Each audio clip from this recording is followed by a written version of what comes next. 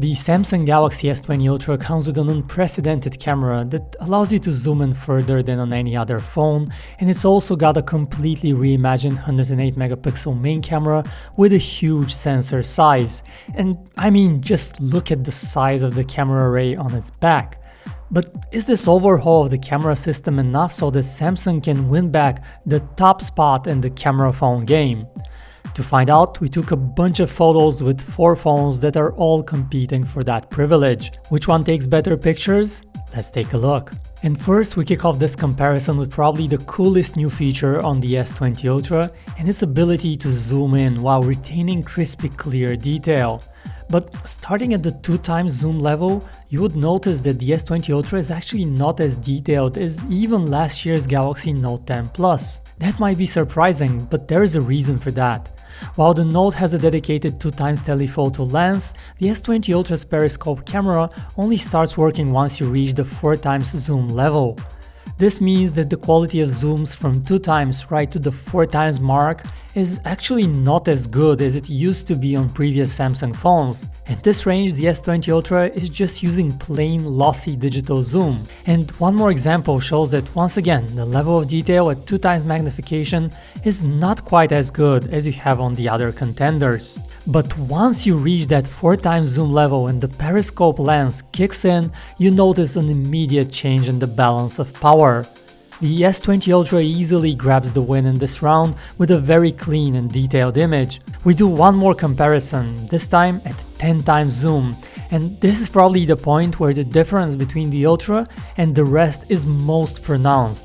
Heck, the Google Pixel 4 XL can't even zoom 10 times. It maxes out at 8x magnification, and we have just left it out of this round. You have a similar case when you look at 10x zoom in low light. The presence of the periscope lens really makes a big difference, and the S20 Ultra emerges head and shoulders above the rest. Okay, we have already proven that the S20 Ultra is in a different league when it comes to its zoom capabilities, but what about just using the main camera? After all, you have a brand new 108 megapixel sensor here, an impressive figure.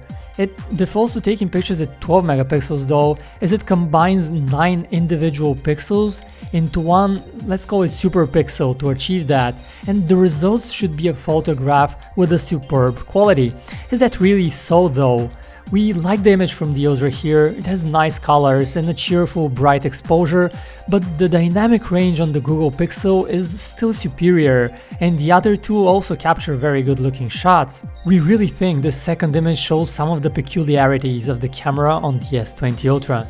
Notice how the image is sharp, but almost too sharp. It seems like the thorns on the pine trees appear almost brittle, and the monument has got a bit of a halo around its edges.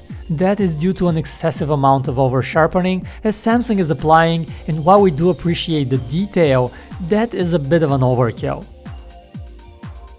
Compare this to all other phones that have a softer but more realistic detail. Still, we like the colors, and you cannot say that the image from the Ultra looks bad per se, not at all, but it's not quite perfect either. In this next scene, you would notice the strong contrasted colors on the S20 Ultra. It almost seems like this photo has been shot and then already edited with added sharpness and contrast. You'll notice this clearly when you compare it to the Galaxy Note 10 Plus, which has a more neutral look to it.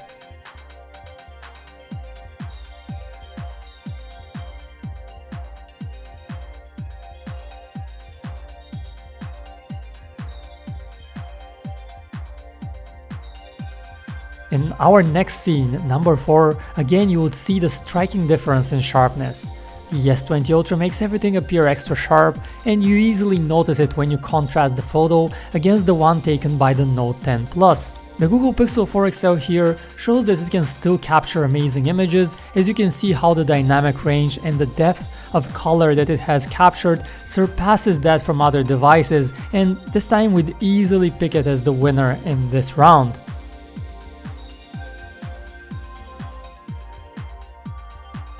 Scene number 5, and let us ask you a question. Are you convinced that newer always means better?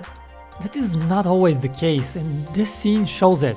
In our opinion, the older Galaxy Note captures a better photo here with more lively colors and more dynamics, while the image on the Ultra is not bad, but the contrast is overly applied and the colors don't look quite natural. Interestingly, the Pixel here captures an underexposed shot that doesn't look all that good. That's a bit of a trend on the Pixel that you will see sometimes in other photos too.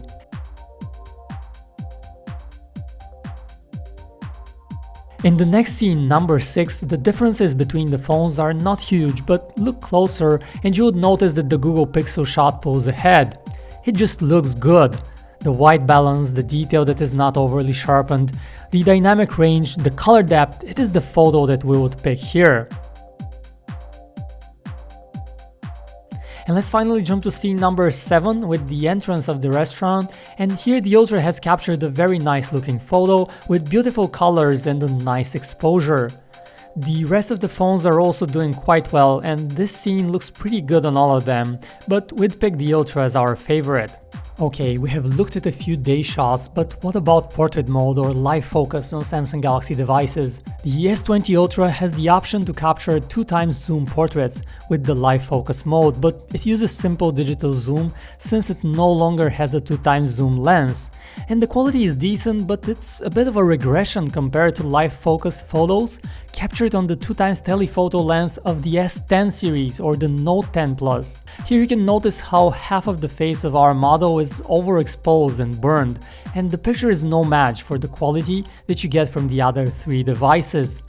We were surprised with the poor quality from the Pixel as well. The photo is just very underexposed, very dark, and you can see that you lose a ton of detail in those darker areas of the image.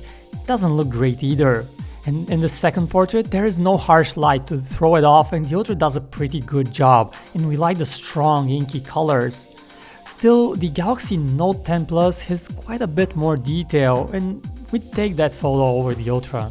The iPhone also does a very good job with its dedicated 2x zoom telephoto camera, and the Pixel here is the odd one with a slightly different field of view and a darker, moodier exposure. Next up, we turn to selfies, where you will notice something that is very typical for Samsung phone cameras: smoothing the skin. It looks very silky in this shot of our model, which might be an effect some people will like, and it does look very good in this shot. The other phones you will notice a lot less of that smoothing, and those photos appear more realistic, but we'd actually prefer the photo from the Ultra here. It might not be the most realistic one, but it looks good. In this next selfie on the Ultra, you would notice that my face looks a bit blurrier than on the rest, which have a much sharper, cleaner detail. Our favorite image here is the one from the Note 10 Plus. It exposes my face brightly, has a lot of detail, and it has the best colors. Okay, most phones these days do well during the day, but what about low light? Well, good news is that the Ultra is not afraid of the night. It is able to capture a great looking photo here, especially when you compare it against the Note 10 Plus, which struggles with color and noise in those green patches of grass at the bottom part of the photo. The Google Pixel also captures a good photo, but it cannot quite match the insane amount of detail you get on the Ultra. Good job, Samsung! In the next scene, once again, the Galaxy S20 Ultra flexes its camera muscle and shows that Samsung has really improved its game. Tons of detail, proper white balance, and an excellent photo all around. The iPhone, while it has captured more light with the auto night mode, it also makes everything appear just annoyingly yellow. The Google Pixel strikes a good middle ground, but detail in the grass is completely lost on it.